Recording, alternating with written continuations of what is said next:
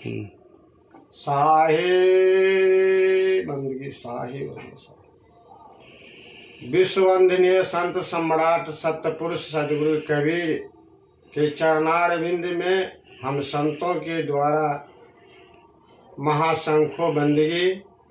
इस चैनल को देखने वाले जितने हमारे संत समाज मानव समाज है सबों को बंदगी साहिब। ध्यान मूलं गुरु मूर्ति पूजा मूलं गुरु पदम मंत्र मूलं गुरुर्वाक्यम मोक्ष मूलं सद्गुरु कृपा साहे बंदगी साहे बंदगी साहे। आज सतगुरु सतपुरुष कबीर इस धरोधाम में आकर हम लोगों को क्या संदेश दिए और क्यों आए उस पे हम लोग आज चर्चा शुरू करने जा रहे हैं। सतपुरुष के शरणागत जाने के बाद हम लोगों को क्या गति होगी, क्या मिलेगा, और संसार में जितने भी देवी देवताएं हैं उसको पूजने से हम लोगों को क्या मिलता है। सतपुरुष इस संसार में यह शरीर को धारण करके हम मानव समाज को कल्याण करने के लिए एक अमृतमय वाणी द्वारा संबोधित किया।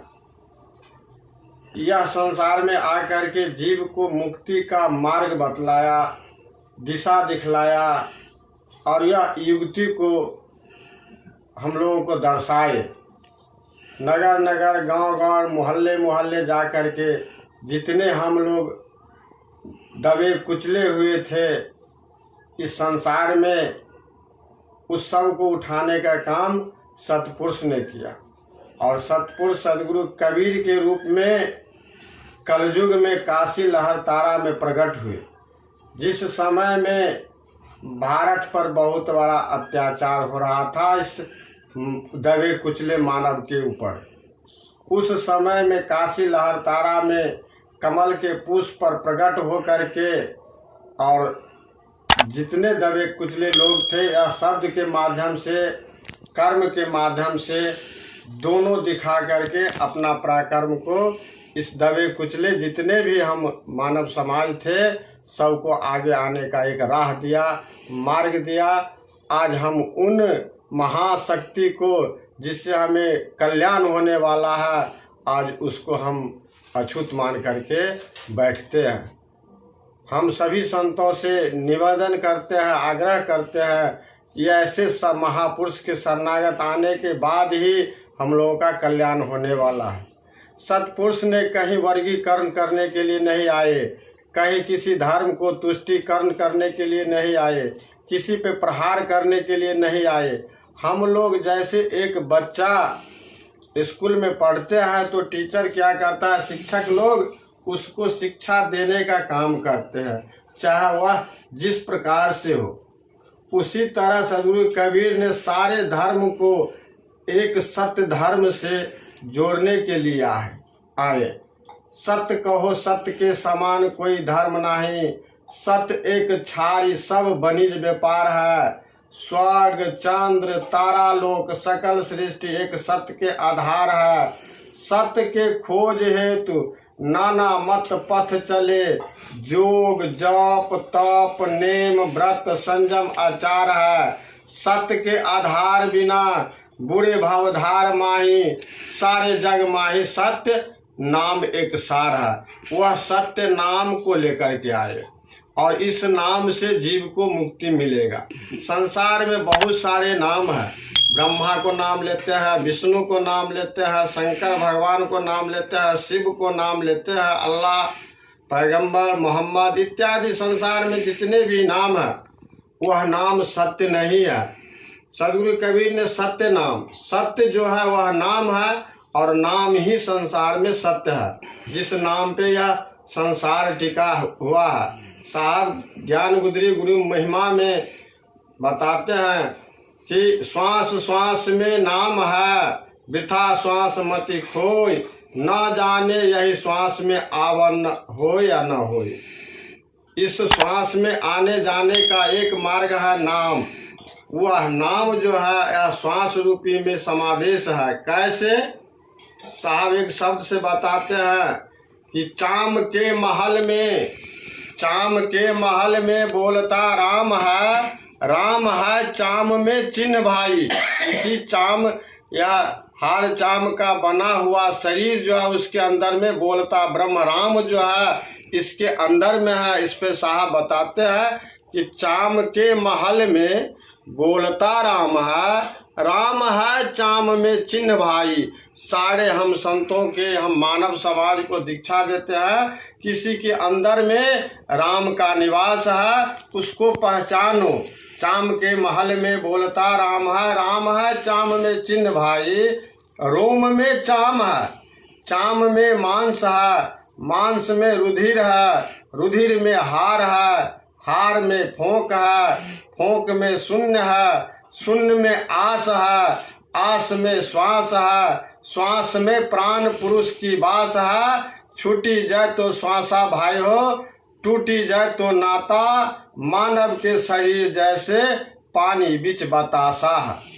यानी साहब का कहना यह शरीर जो है एक बतासा, जैसे हलवाई लोग चीनी का एक बतासा बनाता है और उसको अगर पानी दिखाया जाए तो वह गल जाता है। ठीक उसी प्रकार से इस शरीर पे भरोसा करने के लिए यह शरीर नहीं मिला। इस शरीर से कुछ किसी को उपकार करो, किसी पे दया करो, किसी को कुठाराघात मत करो, हत्या जीव हिंसा मत करो, क्योंकि इससे कल्याण होने वाला नहीं है। सदगुरु कबीर का यही संदेश है कि 84 लाख योनि में आप चक्कर काट करके बड़ी मेहनत से यह मनुष्य का तन मिला।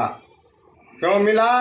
तो भजन भक्ति करने के लिए। लेकिन यहाँ के जो संसार में 84 लाख योनि का ठेकेदार वह करता राम, जिसको लोग काल पुरुष कहते हैं, जमराज कहते हैं, जमदूत कहते हैं। ऐसे नाम से हम लोग भयभीत हो जाते हैं। इसीलिए हम लोग क्या करते हैं तो धर्म का आड़ लेते हैं ताकि हमको काल ना खाए, जमराज के फेरा में नहीं जाए, नर्क का भोग नहीं भोगे, हम लोग स्वर्ग में जाए। यह स्वर्ग और नर्क भी उन्हीं का देन है, धर्मराय का, जिसको हम राम बोलते हैं। करता राम, सृष्टि का राम। एक राम दशरथ गृह डोले, दूजे राम घट घट में बोले, तीजे राम से सकल पसारा, और चौथा राम है जग से न्यारा। उस राम के बारे में सदगुरु कबीर ने बताया कि उस राम को पहचानो, जो राम या संसार से परे होकर के हम मानव कल्याण करने के लिए आए हैं, उस राम को भजो। ऐसे राम को मत भजो जिससे तुमको दुख और सुख भोगना पड़े। यह राम कैसा चक्र लगाया कि पाप पुण्य दो है बेरी, एक लोहा एक कंचन केरी। पाप पुण्य का दो बेड़ी बनाया, उसी बेड़ी में कोई पाप करता है तो नरक में या दोजक में जाता है, और पुण्य करता है तो वह जन्नत, जिसको हम स्वर्ग कहते हैं, उसमें लोग जाते हैं। पुनः वह पुण्य का अवधि जो समाप्त होता है, समय जितना हम कमाते हैं, जैसे कोई व्यक्ति 10,000 रुपया कमाया और वह खर्च कर लिया, पुनः उसको मेहनत करने के लिए जाना पड़ेगा, तब जाकर के वह अपना जीवन सुखी से सही से बिता सकता है। ठीक उसी प्रकार से पुण्य आत्मा जितना किया है वह स्वर्ग में जाता है, और स्वर्ग में जब उसका धन खर्च हो जाता है तो पुनः उसको नरक में डाल देता है। यही स्वर्ग और नरक का चक्कर लगा करके जीव आत्मा को 84 लाख योनि के चक्की में पीसता रहता है। यह निरंजन, काल निरंजन, और हम मानव जीवन प्राप्त करने का भी उद्देश्य विफल कर देता है। साहब इसे सचेत होने के लिए बताते हैं हम लोगों को कि अय मानव, यह पाप पुण्य दोनों है बेरी, एक लोहा एक कंचन केरी, और पाप पुण्य दोनों नासे, सो जीव अमरपुर वासे। अगर इस दोनों का हम भेद जान जाएंगे कि यह हमारे कल्याणकारी या योग्य नहीं है, तो मैं सदगुरु कबीर की वाणी को मान करके और आगे की राह को तलाश करते हैं और जाते हैं। इसीलिए सदगुरु कबीर ने कहा, जर पूजे क्या फल पाई, जो नहीं चैतन सुरति समाई। भाई वो पुरुष ध्यान तजी भरमाई, निरंजन जाल में माया के बाजार में। इस माया रूपी बाजार में आकर के हम लोग बंध जाते हैं।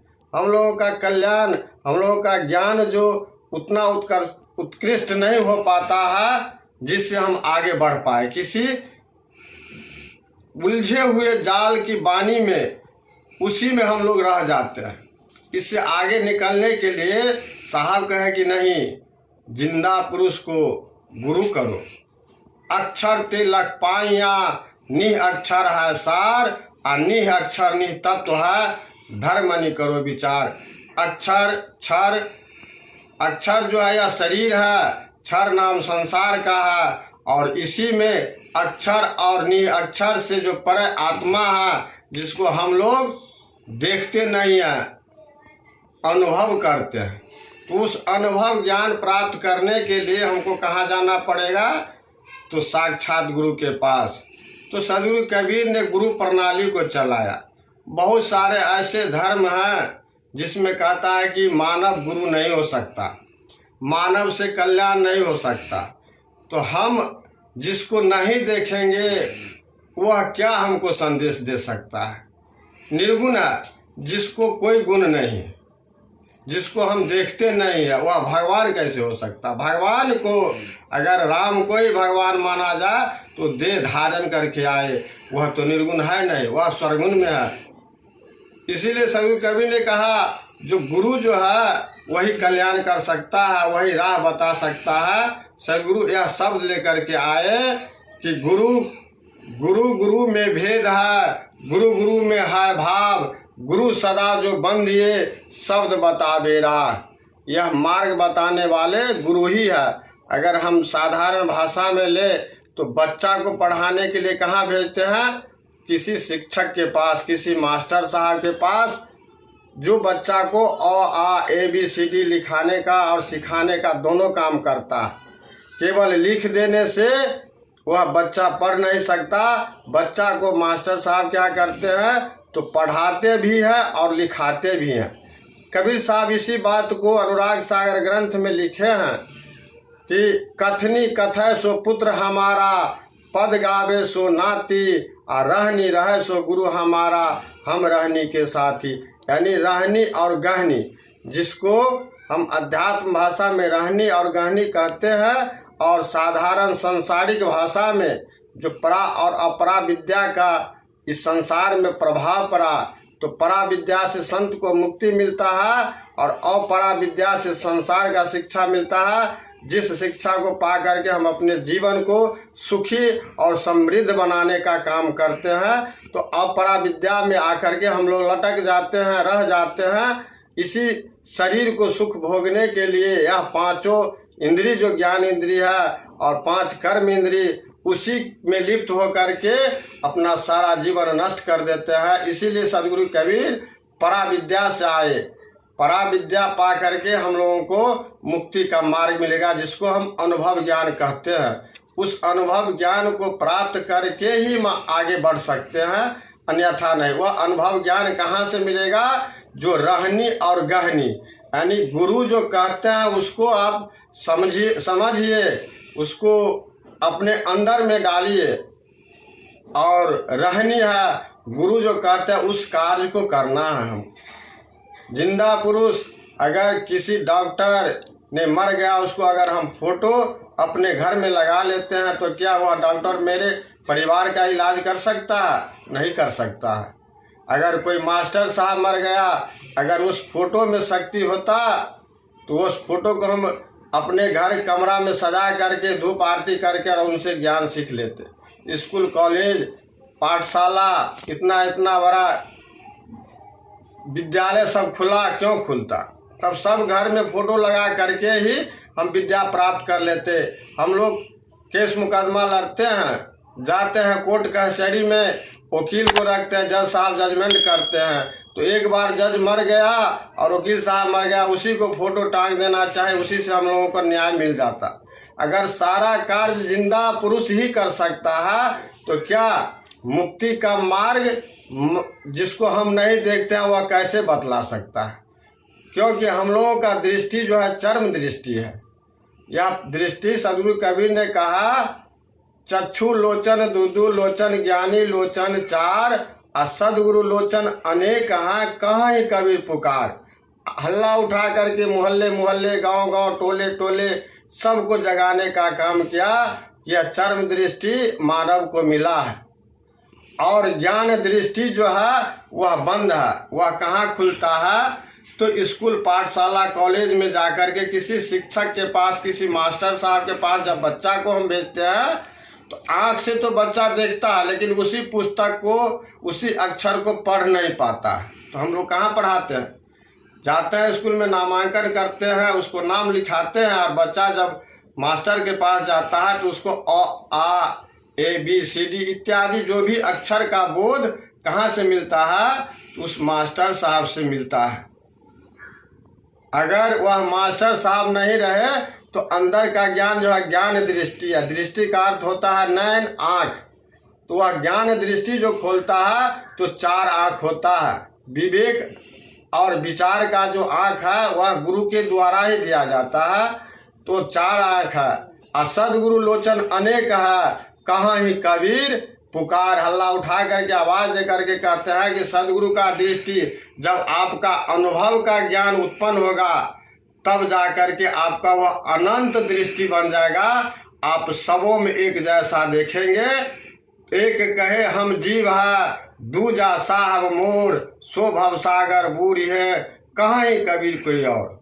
हम लोग जितने हैं सभी में एक ही परमात्मा का कण लिप्त है, उसी में हम लोग विराजमान करते हैं। सबों को एक दृष्टि से देखना चाहिए। आज कुत्ता बिल्ली गाय भैंस पशु मछली इत्यादि जितना मुर्गा मुर्गी है, क्या उसमें वह रूह वह आत्मा नहीं है? वेद भी कहता है। आज हम लोग कहते हैं कबीर मत के जितने भी कबीर साहब आए वह वेद शास्त्र को नहीं मानता, वह मूर्ति को नहीं मानता, वह किसी भी प्रकार की धर्म की बात को नहीं मानता। कबीर साहब ने इतना हम लोगों को संदेश दिया कि तुम लोग सभी धर्म को सम्मान करो, और धर्म एक ही है जिसके बारे में हम पहले ही बता चुके हैं कि सत्य के बराबर कोई धर्म नहीं है, और सत्य ही धर्म है। वेद में कहता है कि अहिंसा सत अस्तेय, अहिंसा सत अस्तेय, यानी जीव को हिंसा मत करो, यही सत्य है। जो अहिंसावादी मानव है वह सत्य मानव है, वह मानव है, वह पशु नहीं है, जानवर नहीं है। जो हिंसा करता है वह मानव नहीं है। अहिंसा सत्य अस्तेय, यह वेद का कहना है। कबीर साहब की वाणी को तो छोड़िए, वेद को ही कैसे साहब ने सुरक्षा किया, उस बात पे हम लोग अमल करेंगे कि कबीर मत के जितने भी अनुयायी हैं, कबीर साहब का ज्ञान जिसके पास परिपक्व है वह सारे धर्म को सुरक्षित बना करके रखे हैं अभी तक। और जो धर्म को मानने वाले व्यक्ति है वह धर्म को केवल मानते न हैं, जानते नहीं है, उसको परखते नहीं है, उस पर चलते नहीं है, सिर्फ मान करके ही चलते हैं। अहिंसा सत्य अस्तेय ब्रह्मचर्य असंग्रह। जब सत्य अहिंसा का हम पुजारी बनेंगे तो वह रूह आत्मा जो है, वह ब्रह्म जो है, जिस राम को हम खोजने के लिए चल रहे हैं वह राम तब मिलेगा। कब मिलेगा? जब हम सत्य अहिंसा का पुजारी बनेंगे तब। यही बात वेद में लिखा है, अहिंसा सत्य अस्तेय ब्रह्मचर्य असंग्रह शरीर श्रम अस्वाद। यह शरीर जो है विकृति से भरा हुआ है, दुष्क्रियता से भरा हुआ है, यह शरीर से नाना प्रकार का कुकर्म होता है, इसको अपने आप में संयम में लाना है। अहिंसा सत्य अस्तेय ब्रह्मचर्य संग्रह शरीर श्रम अस्वाद सर्वत्र भय वर्जनम। जितने हम दुरुपयोगी काम करते हैं उसको सदुपयोग में इस शरीर को लगा देना है। कहाँ लगाना है? तो सबसे पहले भगवान हमारा कौन है? जिसने हमको जन्म दिया है धरातल पर, वह मेरा भगवान है। वह सृष्टिकर्ता माता पिता को पूज्य मानना है, उसको पूजा करना, उसको सेवा करना। इसके बाद गुरुजन को मानना है। इसके बाद आप सारे समाज जीवा जंतु पर सब पे दया रखना है। इसी बात को वेद कहता है और उसमें पढ़ने वाले पढ़ते हैं, लेकिन कबीर मत के जितने भी अनुयायी हमारे संत हैं वह इस चीज को करके दिखाते हैं। साहब कहने से ज्यादा अभिरुचि हम लोगों को आदेश दिया, उपदेश करते हैं कि करने में उतना अधिक रुचि रखो। कहने से अधिक नहीं होगा, करने से होगा। आज जो भी लोग करते हैं उसका इतिहास बनता है, जो नहीं करते हैं कितना हो भी गाते हैं बजाते हैं उसका कोई इतिहास नहीं बनता है। इसीलिए साहब कहते हैं यह करने का भेद है, ना ही बुद्धि विचार। वहाँ अपना बुद्धि और तर्क वितर्क मत लगाओ। जहाँ हमको किसी को भलाई करना है उसमें तर्क वितर्क नहीं करना है, ऊंच नीच भेदभाव नहीं देखना है कि यह गरीब है या अमीर है या ब्राह्मण है या शूद्र है या डोम है इत्यादि जो भी वर्ण है। साहब वर्ण विचार से अलग है, क्योंकि वह एक आत्मा को देखता है। यह तो शरीर खोल है, हम लोग खोल को जानते हैं, इसके अंदर में जो छुपा हुआ परमात्मा है उसको नहीं पहचानते हैं। इतना ही तो अंतर है। कबीर साहब इसी पर्दा को खोलने के लिए गुरु प्रणाली को कायम किया और गुरु के माध्यम से हम लोग उस परमात्मा को, उस मालिक को भजते हैं जहां हमको जाना है। और सदगुरु कबीर स्वयं आकर के इस धरातल पर जिसका यह शरीर नहीं था, पंच भौतिक शरीर नहीं था, पानी से पैदा नहीं, श्वासा नहीं शरीर, अन्न आहार करता नहीं, ताको नाम कबीर। आज पूरे विश्व में सदगुरु कबीर की वाणी को डिक्टेटरशिप यानी सत्य माना गया। इसके वाणी में तनी भी कहीं मिलावट नहीं है। अगर नहीं है मिलावट तो क्या सदगुरु कबीर इस धरातल पर जब प्रकट हुए काशी लहरतारा में, उस समय उनका शरीर केवल सूक्ष्म तत्व का था, जिसमें न भूख न प्यास न हवा कुछ नहीं था। वह ऐसा शरीर लेकर के आए, यह शरीर आज तक किसी न ब्रह्मा विष्णु अल्लाह ईश्वर पैगंबर जो भी जितने भी धर्म के मानने वाला है सदगुरु कबीर के सिवा बाकी सबों का यह हार चाम का शरीर मिला। जितना आया सबों को भोजन था, अन्न जल आहार हवा आहार था। लेकिन सदगुरु कबीर का अगर वाणी सत्य है तो यह वाणी सिद्ध करता है कि सदगुरु कबीर ही स्वयं परमात्मा है। और उनकी वाणी को मान करके हम लोग जो जितने चलने वाले हैं इसी से कल्याण होगा। आज उसी वेद की वाणी को लोग कहते हैं कि कबीर मत के अनुयायी, और कबीर साहब कहे कि वेद शास्त्र को नहीं मानता। कैसे नहीं मानता? आज पढ़िए आप ही अपना वेद को कि अहिंसा सत्य। अगर कबीर मत में हिंसा होता हो और वह इस मत में जुड़ा है तो आप साबित कीजिए। कबीर साहब का जितना भी शिष्य अनुयायी है और जो महात्मा के पद पे है वह अपने गुरु को उस कबीर साहब के बराबरी में मानते हैं। और वह ऐसा संदेश देता है कि अगर तुम जीव हिंसा करते हो तो मेरे नज़दीक मत आओ, जहाँ जाना है जाओ। यहाँ पहले जीव हिंसा से वर्जित करके नशा पान धूम्रपान गांव समाज में जितना आपका दुष्क्रिय कर्म है उसको वर्जित करवा करके तब उसको अपना कंठी माला या वो अपना शब्द या वो अपने धर्म में परिणत करते हैं और रखते हैं। और ऐसा सजा करके रखते हैं वह कभी भी इस प्रकार का कुरीति का काम नहीं करे, सदुपयोग इस शरीर से हो, समाज का कल्याण हो। ऐसा हम लोगों को शिक्षा दीक्षा मिलता है। और कबीर साहब की वाणी से हम लोग चल करके आगे जा करके मोक्ष पद को प्राप्त करते हैं। केवल मोक्षदाता मालिक अगर जो है तो सदगुरु कबीर के सिवा को इसको प्रमाणित करना अगर पड़ेगा तो सदगुरु कबीर ने प्रमाणित करके दिखाया। जो सिकंदर लोधी बादशाह रामानंद स्वामी गोरख इत्यादि हम जितने भी हमारे संत हैं बहुत सारे वीडियो पर देखते भी होंगे, वह साबित कर दिया कि ये 52 कसनी सह करके और निर्भय होकर के जीव को मोक्ष का पद देने का काम किया। रामानंद स्वामी को चेताए जो मजहब के वर्ग में बटे हुए थे कि आज हम उच्च वर्गीय को शिक्षा देंगे, निम्न वर्गीय को नहीं देंगे। आज वैसे महान पुरुष रामानंद स्वामी को सदगुरु कबीर ने गुरु स्वीकार करके, जो स्वयं मालिक हो करके गुरु स्वीकार करके, क्योंकि वैसे मानने वाले नहीं थे, तो सदगुरु कबीर ने किसी न किसी रूप में किसी कल्याण करने के लिए आए तो ऐसा ज्ञान भरा तो रविदास साहब को भी शिष्य बनाए रामानंद स्वामी। तब शूद्र को भी, जितने भी वर्ग है सबों को सम्मान दृष्टि से देखने का काम रामानंद स्वामी किया। आज वैसे महान शक्ति के पास हम लोग नहीं जा करके नाना प्रकार के भ्रांति के शब्दों में फंसे हुए हैं। धर्म, कोई भी धर्म ऐसा नहीं कहता है कि आप किसी को हिंसा करे, किसी को बद्ध करे और जबरन अपना धर्म को स्वीकार करवावे। ऐसा कोई धर्म नहीं, में किसी भी धर्म ग्रंथ में नहीं लिखा हुआ। सारा धर्म ग्रंथ एक है। इसीलिए साहब कहे कि सत्य अहिंसा का पुजारी बन। अहिंसा सत्य अस्तेय ब्रह्मचर्य संग्रह शरीर श्रम स्वाद सर्वत्र भय वर्जनम स्वदेशी विनम्र व्रत निष्ठा से यह एकादश सेव्य। इसी प्रकार से अगर हम लोग भक्ति करेंगे तो मोक्ष पद को प्राप्त करेंगे।